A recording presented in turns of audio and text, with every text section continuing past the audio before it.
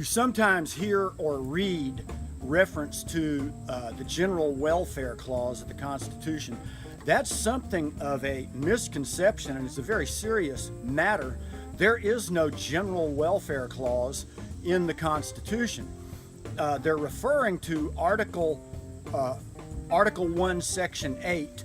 The first enumerated power given to Congress is the power to levy taxes.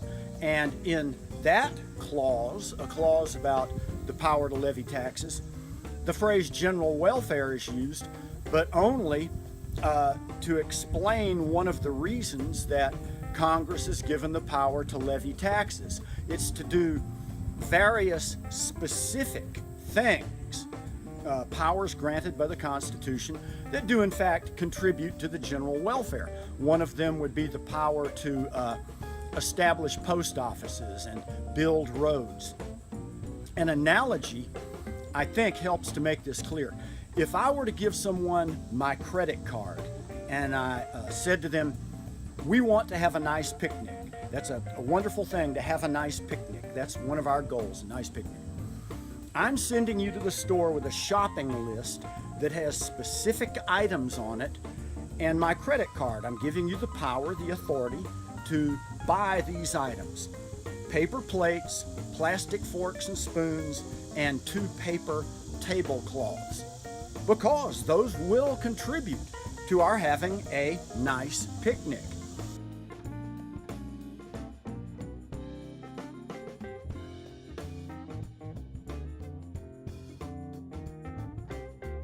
Now, other people are out shopping, getting other things that will help us to have a nice picnic. And in this analogy, those other people represent the other entities in America that do things that contribute to promoting the general welfare. States, they do things that promote the general welfare.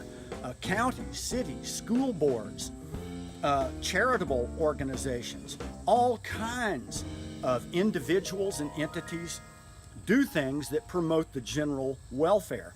It is not the responsibility of Congress to do everything to promote the general welfare.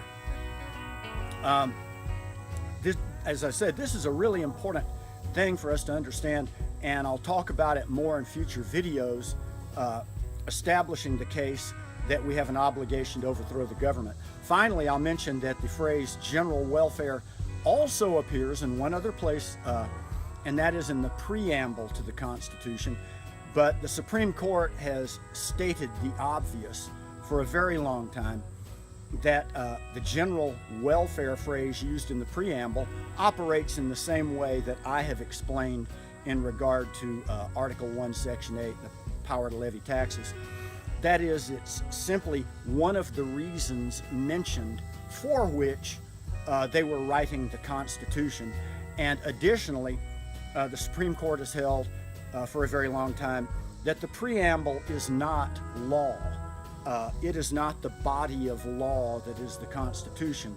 Rather, it's an introduction that says, here comes a body of law, and here's why we wrote it. But the preamble does not carry force of law. So there is no general welfare clause in the Constitution. Thank you for listening. I always appreciate it. I'm trying to share what I think is important information as we assume control of our government. And once again, quick weather report from Bell Buckle, Tennessee. I hope you expect that. It's kind of a hot day today. Again, I'm not going to use the humid word. I'll resort to sultry. It's a little bit sultry today, but very pleasant. Man, it's summertime. Okay, one more. Thank you.